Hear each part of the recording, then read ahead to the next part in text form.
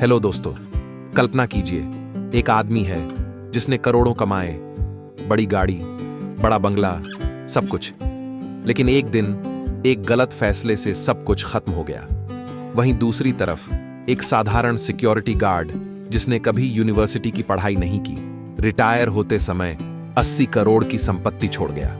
आप सोच रहे होंगे ये कैसे हो सकता है? यही रहस्य है द साइकोलॉजी ऑफ मनी का।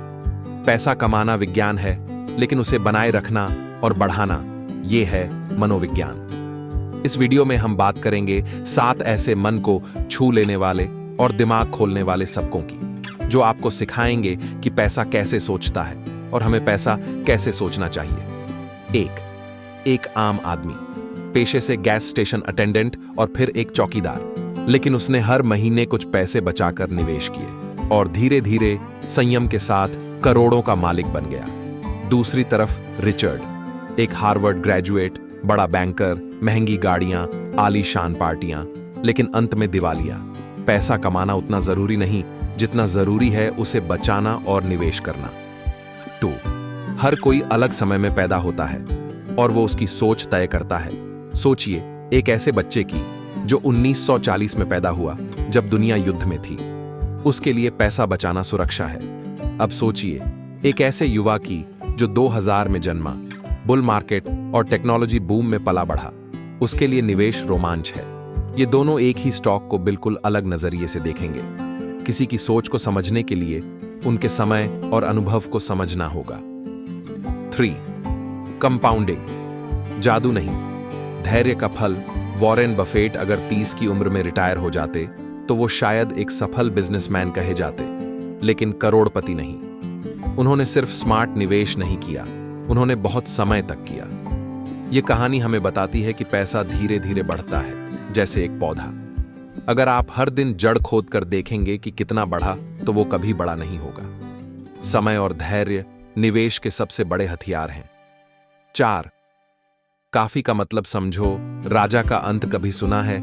राजा मिदास की कहानी।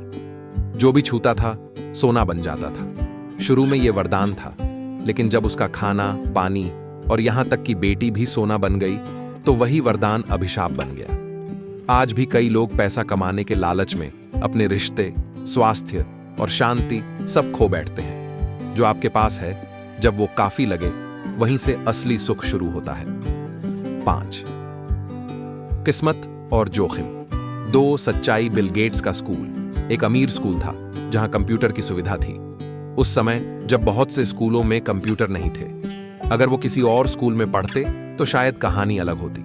यही बात इस किताब में समझाई गई है। सफलता में मेहनत के साथ भाग्य भी भूमिका निभाता है। दूसरों की सफलता देखकर खुद को मत कोसो और अपनी असफलता को सिर्फ अपनी गलती मत मानो।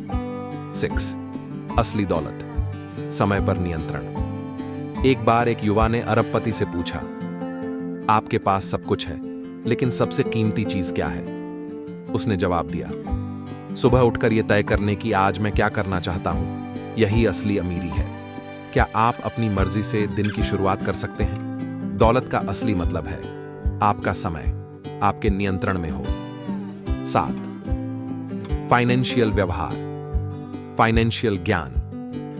कई लोग एक्सेल शीट्स में बजट बनाते हैं, लेकिन अगले ही दिन सेल में फिजूल खर्ची कर देते हैं। वहीं कुछ लोग ज्यादा पढ़े लिखे नहीं होते, पर उन्होंने खुद पर कंट्रोल करना सीखा होता है। पैसा मैनेज करना जानकारी से नहीं, आदत और अनुशासन से आता है। द साइकोलॉजी ऑफ मनी हमें सिखाती है कि पैसे को लेकर हमारे फैसले तर्क से नहीं, भावनाओं से चलते हैं। इसलिए अपने इमोशंस को समझना, अपने अनुभवों को पहचानना और सही आदतें बनाना, यही असली अमीरी की शुरुआत है। ये किताब कहती है, धन का मूल्य इस बात में नहीं है कि आप कितना दिखा सकते हैं, बल्कि इस बात में है कि आप कितना नहीं दिखाते और फिर भी शांति से जीते हैं। पैसा आपको आजादी दे सकता है, लेकिन वो आजादी तभी मिलती है जब आप पैसों के पीछे भागना बंद करते हैं। अगर आपको ये वीडियो अच्छा लगा हो तो लाइक, सब्सक्राइब और शेयर करना मत भूलिए। और कमेंट में बताइए आप इस वीडियो से क्या सीख लेकर जा रहे हैं।